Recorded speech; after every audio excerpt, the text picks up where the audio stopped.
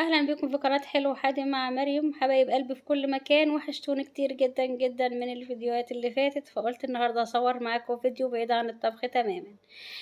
عملنا رحلة لسيلان جولد. الصراحة الرحلة دي كانت ممتعة جدا وشيقة جدا.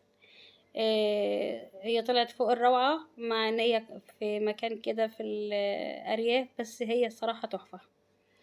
شايفين البسين بتاعها جميل جدا، وكان يوم ممتع. طبعا مش كلنا هنقدر نروح المصايف بسبب الغلا والاسعار، فكانت حاجة على قد الايد.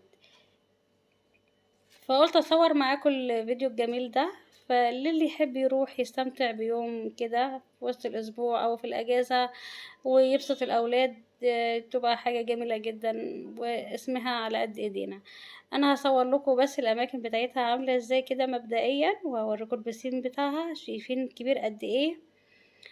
والصراحة هي نظيفة جدا، فكانوا الاولاد مبسوطين، وحاجة على قد ايدينا مش مكلفة خالص. شايفين السلالم التحفة دي، فقلت اطلع كده واصور من فوق واوريكم المنظر بتاعها عامل ازاي، وهي في حتة صراحة نظيفة جدا. هصور لكم كده من فوق وهوريكم المكان اللي هي فيه. شايفين يعني كده حاجة كده من الاخر. واسعارها حلوة وعلى قد الايد.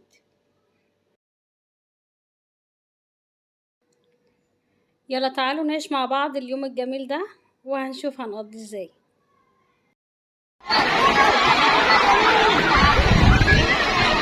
شايفين الزحاليق دي جميلة قوي.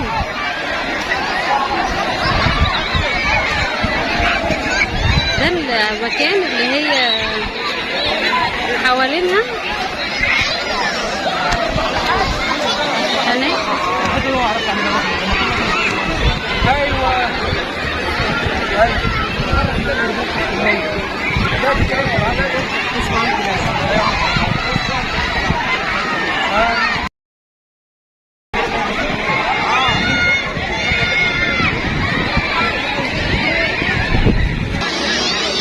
خلاص كده كمان هوريكم حتة تانية. ماشي، حلوة اوي الصراحة، عجباني جدا جدا.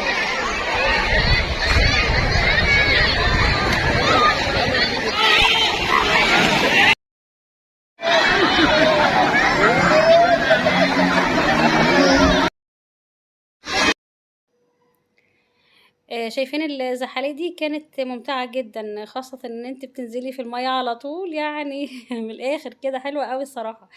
واحلى حاجة فيها كمان ان انت بتدفعي تمن تذكرة الدخول، بس طبعا لو عندك عربية خاصة او باص، يعني حسب ما بتتفقي هتروحي ازاي المواصلات بتاعتك.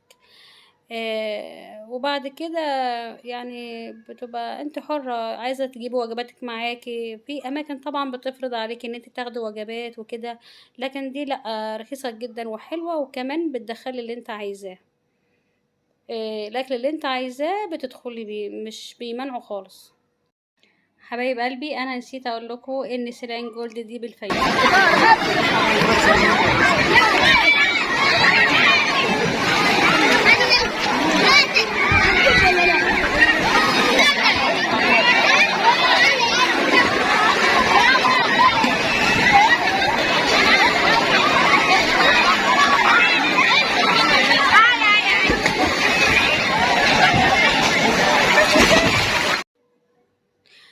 بصوا يا حبايبي، احنا كنا معترضين على الرحلة دي، لان اول ما قالوا القرية دي في ارياف قلنا لا، مش هتبقى حلوة خالص.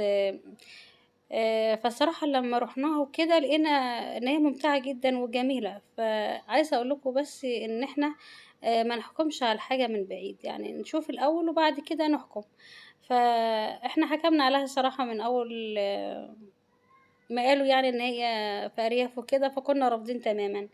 لكن لما روحنا استمتعنا واتبسطنا جدا بالوقت اللي احنا قضيناه فيها.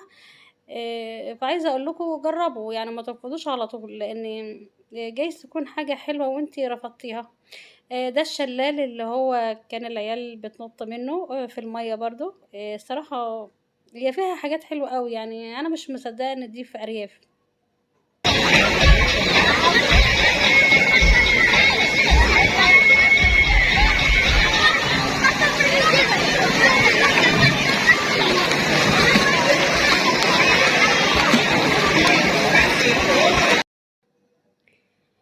هي كمان فيها 2 بيسين، واحد غريق تمام وواحد للأطفال، يعني في للكبار لوحدهم والصغيرين لوحدهم طبعًا اللي عندهم أولاد صغيرين في السن، فأكيد برضه هيروحوا ويستمتعوا ومش عارفة أقول لكم إيه الصراحة من جمالها. فهي حلوة أوي، يالّا نعيش مع بعض شوية ونرجع.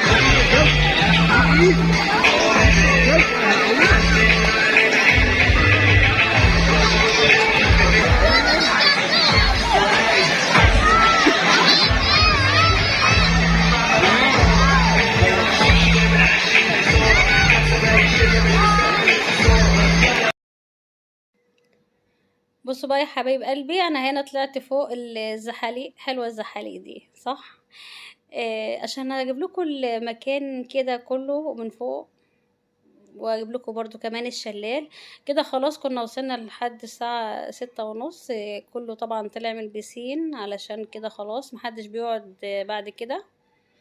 فقلت اصور لكم الدنيا وهي هاديه، شايفين حاجه كده خطيره ومهدئه للاعصاب.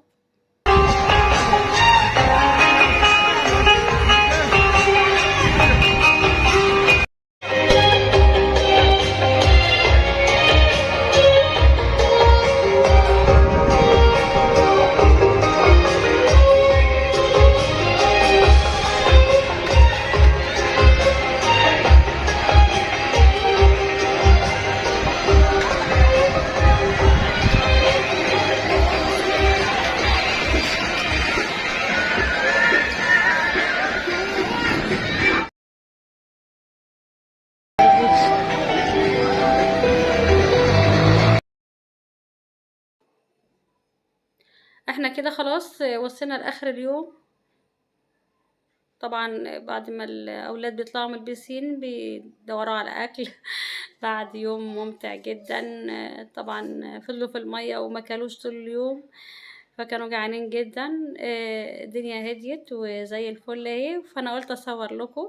وكمان طلعت فوق الشلال وقلت اجيبها لكم من فوق. شايفين المناظر ممتعة جدا الصراحة، تصميمها حلو قوي، يعني في جاذبية كده. فلو رحت مرة اكيد هتكرريها وتروح مرة كمان، لان كل ما بتروحي مرة بتكتشفي حاجات حلوة قوي فيها وممتعة.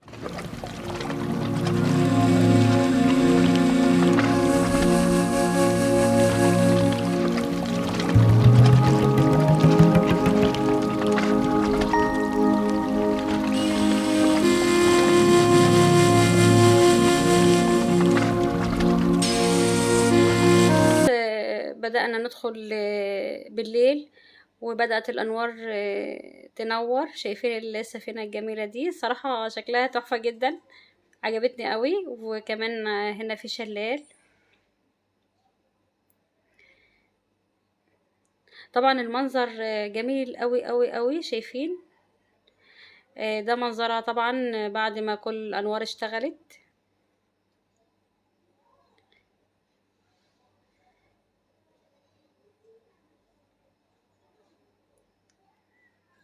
وده البوابة بتطلع منها وبتدخلي منها، وده البسين بالليل برضو حبيت اوريه لكم مرة تانية. للي يحب يروح، هي مش دعوة ولا حاجة، بس طالما الواحد ليه مكان يعني رخيص وحلو وممتع، ليه ما يروحوهوش؟ خلينا نهدي اعصابنا شوية وبعيد عن الغلا والمشاكل الحياتية اللي كل يوم نعيشها. اتمنى تكونوا اتبسطتوا من الفيديو ويكون عجبكم. ولو اول مره تشوفي قناتي اتمنى تشرفيني وكومنت محفز زيك حلو كده علشان تشجعيني وصلك مني كل جديد. ولو عايزين فيديوهات تانية بالشكل ده عادي خالص اصور لكم من عينيا، بس اهم حاجه يا جماعه اللايك، علشان اللايك بيرفع الفيديو.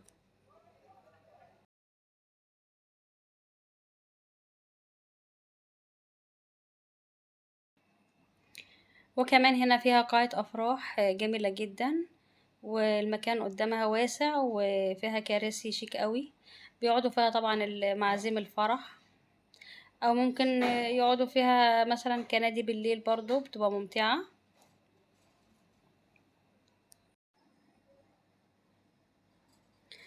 شايفين بدأت الناس تتصور اهي، علشان طبعا الأنوار اشتغلت وشكلها بقى جميل جدا. شايفين الشلال ده شكله اختلف تماما علشان النور كمان مدي شكل حلو قوي. وكمان في ممر اهو كله أنوار، والناس بدأت تتصور فيه. الصراحة جو ممتع جدا، يعني كمان بالليل حلو قوي. شايفين لحظة الغروب دي تحفة تحفة تحفة.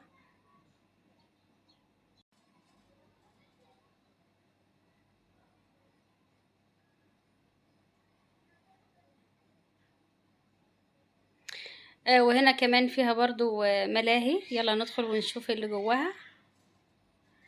فيها ألعاب جميلة جدا للأطفال. ده قطر حلو قوي برضو. الصراحة هي ممتعة بكل أشكالها. ولو عجبكم الفيديو اعملوا لايك وشير وسبسكرايب علشان يوصلكم منه كل جديد. مع السلامة.